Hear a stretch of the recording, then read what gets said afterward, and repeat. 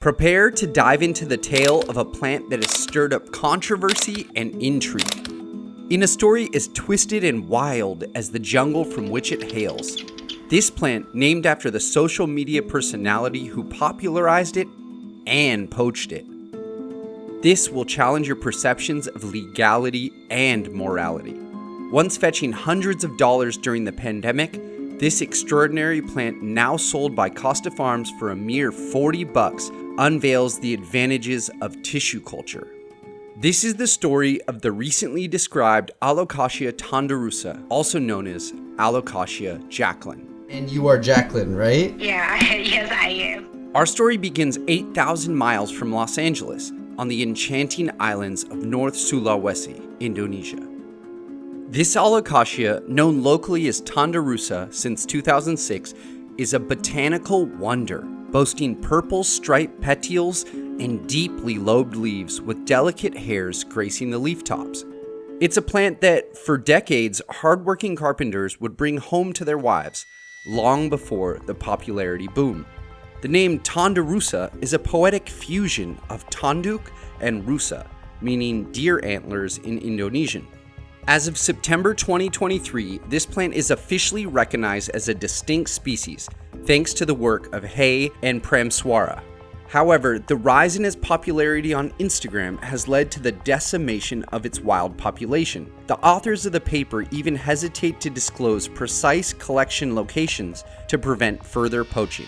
Unlike in other countries, Alocasia is not a protected genus in Indonesia, making it technically legal to harvest from the wild, as long as it doesn't originate from protected lands. Collecting the plants from the wild, as you did, it's not a problem in Indonesia, is that correct? Depends of what kind of plants, I think, because some orchids, it's not possible to collect and export to the other country, yeah. So did this become a problem with the Alocasia? So far, the government here in Indonesia not so really protect about something like this. But here's where the plot thickens.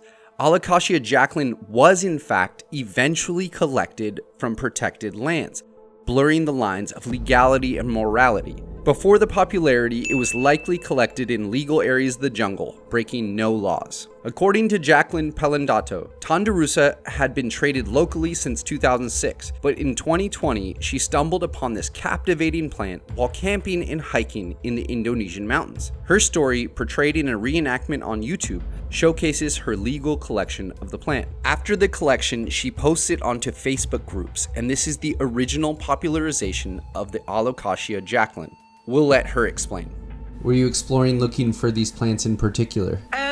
No. In this time, I just exploring, so I looking for waterfall or something in the jungle, animal, something like that. Sure. And then I found it. She not only propagated the plant, but also purchased more from local hunters to meet the increasing demand, stimulating the local economy and improving the livelihoods of North Sulawesi residents, who average about $200 a month of income. Jacklyn estimates to have sold thousands of units of the unique Alocasia in the last 3 years. Before we pass judgment on the ethics of this plant's collection, we must consider our privilege. If gathering and selling this plant could provide for your family's needs for 2 months, would you do it too? What was likely originally gathered legally transformed into illegal poaching as Western demand skyrocketed, pushing hunters into protected lands in search of the plant. The first observation patch of the plant, once a 6-hour hike away, now requires a multi-day journey into protected lands, highlighting the urgency of conservation efforts. While Jacklyn deserves credit for popularizing the plant, she stirred controversy with the name Alocasia Jacklyn, albeit spelled incorrectly from her own name, as it disregarded the local name Tanurusa, which had been used for years in the local area. Jacklyn claims her buyers named the plant after her when buying it from her. I'm not going to somebody and say, please, you can buy for me this Alocasia, and then you have to call this Alocasia Jacklyn because this is coming from me. No, this is not coming from me directly, but coming from my customer. So when they post this Alocasia in the social media like Facebook or Instagram, and then the friend of them was asking them, from where you get this? And then, of course, the answer must have to be from Jacklyn.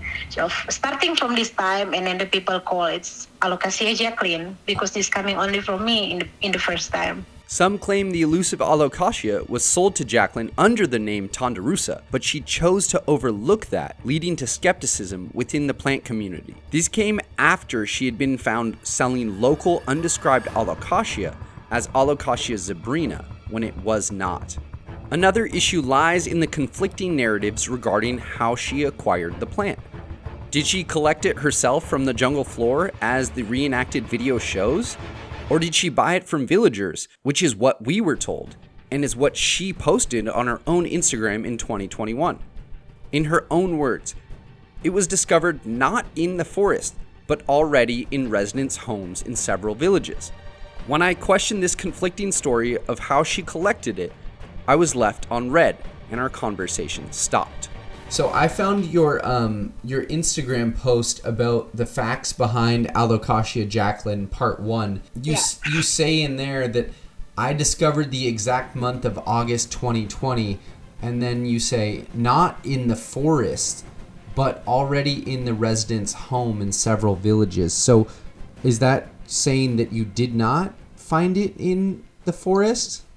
I was looking for this, but when I really looking, and was different with my Alocasia what I found. So in this time also, I found also 3 kind of different Alocasia. Just only the stem is like zebra, like almost same like Alocasia Jacklyn, like have Zebrina. Yep. But this is more narrow. I'm just trying to understand, if you found them in the forest? Because I also saw the video on the YouTube where it shows you hiking through the woods, collecting the specimen from the woods. So that is the true story, right? You did collect it from the woods initially. Yeah. Okay. It's worth noting that the species was illegally collected from protected lands by someone with influence in the Indonesian government. Us Westerners demand these ornamental plants for our collection. Then we put our pinkies up and want them to be grass-fed and free range.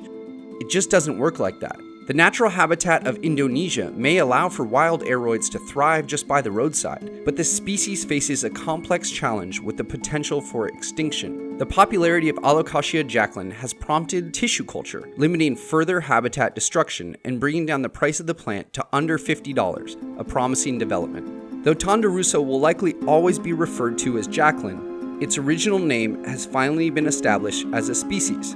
Let's hope that the variegated Jacklyn won't cause as much uproar as its green counterpart. Thank you for watching. If you enjoyed this content, please don't forget to like the video, and we'll see you next time.